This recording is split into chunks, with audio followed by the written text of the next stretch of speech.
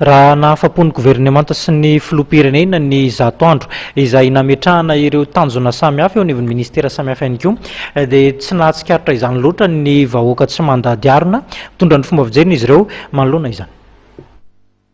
Tsy tsapako mihitsy tsy mbola hitako mihitsy aloha kelikely foana aloha mbola tsapako amin'ny fiainako aloha mbola tsy hitako aty amiko le izy ohatra tsy hitako aty amiko mihitsy fa maiky ohatrany tena tsy mbola misy zavatra hitako hoe miova zany raha izaho manokana tsy fandriam-pahalemana ty mitombo ny hitanao zao reny hoe kapokabaro reny reny ve dia tsy hitany sosany reny vakitrano hoe tsy mivoan'ny fitosefany ihany ke zao tany aminay dia mba misy namaky tsisy sama mamonjy ny any Tanjombato any faritra Torano fotsiny sandra laha mihitsy ny menasy hoe anafika eto zay amin'izao dia tena nataony tokoa misy tsy hitako mihitsy zay miova loatra eto ny tena marina fa dia miankina amin'izay fahatonga ao an-tsaina zareo ambony eo zao ina no mandrandrainao ny andrandraiko dia voalohany indrindra hoe misy fiovana vatana amin'ny vahoaka majinika zany eto dia hita hoe misy zavatra miova ny fiainan'ny vahoaka. Eny amin'ny mahatanora anazy zany dia mahita ny tanora zany fa be be zavatra tsy tanteraka hita raha mahita zany zao fa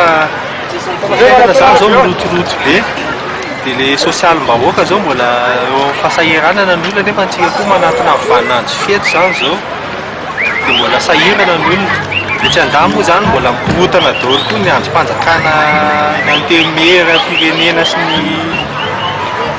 ao Tsimbazaza sy ny fitondram-panjakana zany tsy mbola milamina dia mbola tsy ahitana vahaolana asa raha ahitana krizy ny zany satria tsy fantatra zany amin'ny fety matso eto arah zao zany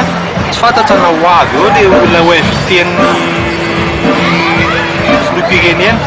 dia mbola tsy fantatra fa misy climat d'apaisement ve le fiainana amin'izao raha mbola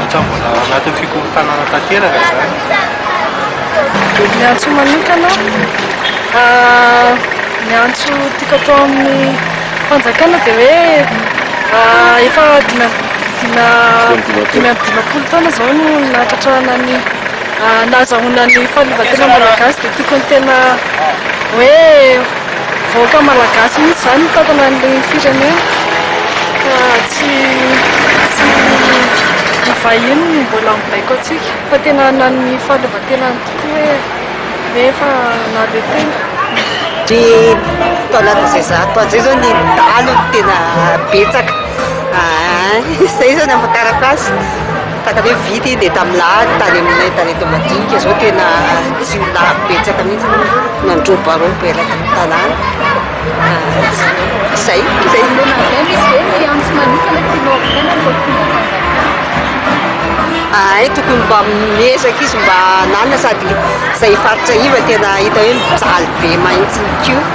fandriam-pahalemana ny araky ny aniny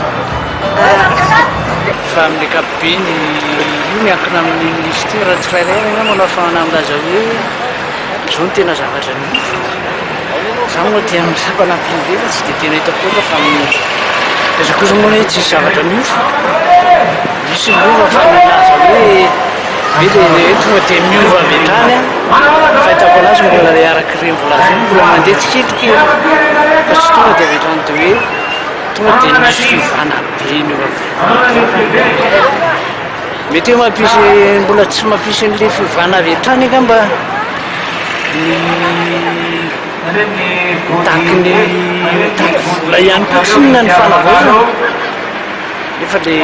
ministera mbola tsy tena